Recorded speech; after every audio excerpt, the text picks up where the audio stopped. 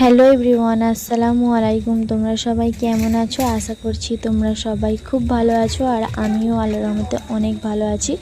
চলো তোমাদের সাথে নিয়ে আজকে নতুন একটা ব্লগ শুরু করছি।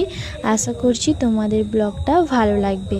তো যাই হোক, দেখো যেহেতু কালকে আমি এখানে চলে এসেছি, তো কালকে সিম্পল খাওয়া দাওয়া ছিল, আজকে যেহেতু বিরিয়ানি হবে তো সেই জন্য মায়ের হাতে হাতে একটু কাজ করে দিচ্ছিলাম। তো এখানে আমার কোনো কিছুই কাজ নেই, তো জাস্ট মায়ের হাতে হাতে একটু কাজ করে দিচ্ছি।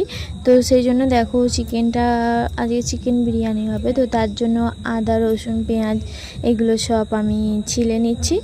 তো তাড়াতাড়ি করে নিচ্ছি, যেহেতু তাড়াতাড়ি করলে তাড়াতাড়ি হয়ে যাবে। তো যাই হোক, আমার আদা রসুন করা কমপ্লিট হয়ে গিয়েছে। তো চলো এগুলো এবারে পেস্ট করে নেওয়া যাক।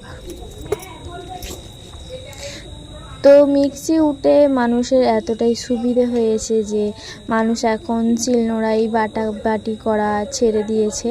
তো এখন মিক্সি এতটাই মানুষকে করে দিয়েছে যে মানুষ এখন শিলনোড়াই কোনো কিছু পেস্ট করতে যেতেই চায় না। তো মানুষের কথা বলবো না, আমি আমার কথাই বলছি। আমারই মনে হয় যে না, শিলনোড়াই থাক, মিক্সিতে করে নিলে তাড়াতাড়ি হবে।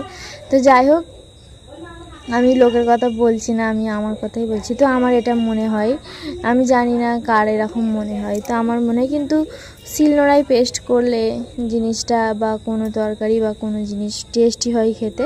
তো যাই হোক, এখন সেসব তো খাটাখাটনি মানুষ ছেড়েই দিয়েছে, তো এখন মিক্সি হয়ে সেটা সুবিধে হয়েছে, তো অনেকটাই মানুষের হেল্প হয়।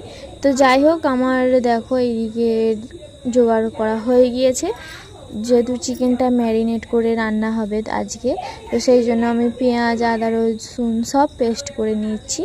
এবারে আমি এগুলোকে ঢেলে নিয়ে যাব। পেস্ট করা হয়ে গিয়েছে, চলো এবারে চিকেনটা ম্যারিনেট করে নেওয়া যাক।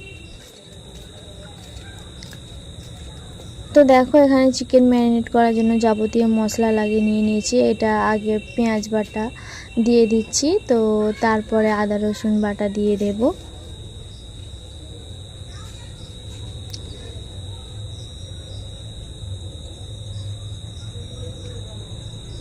তো দেখো, আদা রসুন পেস্টটাও দিয়ে দিয়েছি।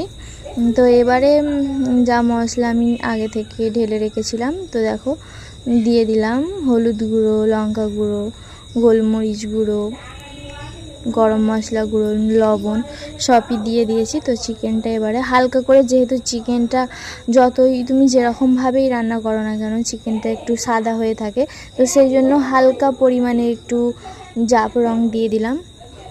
তো দিয়ে এবারে তেল দিয়ে দিচ্ছি, তো দিয়ে এবারে এইগুলোকে ভালো করে মিক্সড করে নেব। তো দেখো, এইগুলোকে ভালো করে আমি ম্যারিনেট করে নিচ্ছি। তো এইভাবে চিকেনটা রান্না করলে আমার মনে হয় খেতে টেস্টি হয়। তো এইভাবে আধ ঘন্টার মতন আমি ম্যারিনেট করে রেখে দিয়ে এই চিকেনটাই আবার আমি তেলে ভেজে নিয়ে তারপরে ওই মশলাতেই রান্নাটা করব। তো দেখো, আমার চিকেনটা ভালো করে আমি ম্যারিনেট করে নিয়েছি। এবার এইভাবে ঢাকা চাপা দিয়ে আধ ঘন্টা রেখে দেব। তো ততক্ষণে দেখো এইদিকে মা আলুটা ভেজে নিচ্ছে বিরিয়ানির। তো আমাদের কাঠের উনুনেই রান্নাটা বেশি হয়, তো কাঠের উনুনে রান্নাটা করলে রান্নার টেস্টটা ভালো হয়, তো সেই জন্যই কাঠের উনুনে রান্নাটা হচ্ছে। তো দেখো, আলুটা ভাজা হয়ে গিয়েছে, এবারে চিকেনটা আমি ভেজে নিচ্ছি।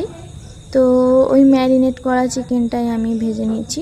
তো তারপরে যা মশলা ছিল ওই মশলাই গরম তেলে, আবার এই তেলেই এরপরে তেল দিয়ে আমি ভালো করে আবার মশলাটাকে কষিয়ে নেব। তো দেখো, এবারে সেই তেলেতেই আমি সেই আগের পেঁয়াজ রসুন বাটা যেটা ছিল সেটা দিয়ে এবারে ভালো মতন কষিয়ে নেব। তো দেখো, চিকেনটা ভেজে আমি এখানে রেখে দিয়েছি, আর ওদিকে আমার চিকেনের মশলা কষানো হয়ে গিয়েছে। এবার চিকেনটা দিয়ে দিলাম,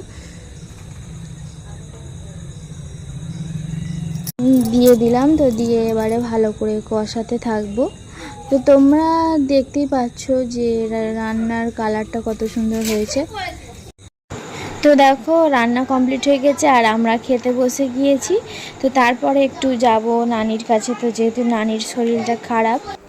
আজকের মতন এই পর্যন্তই, আবার দেখা হবে পরের ভিডিওয়।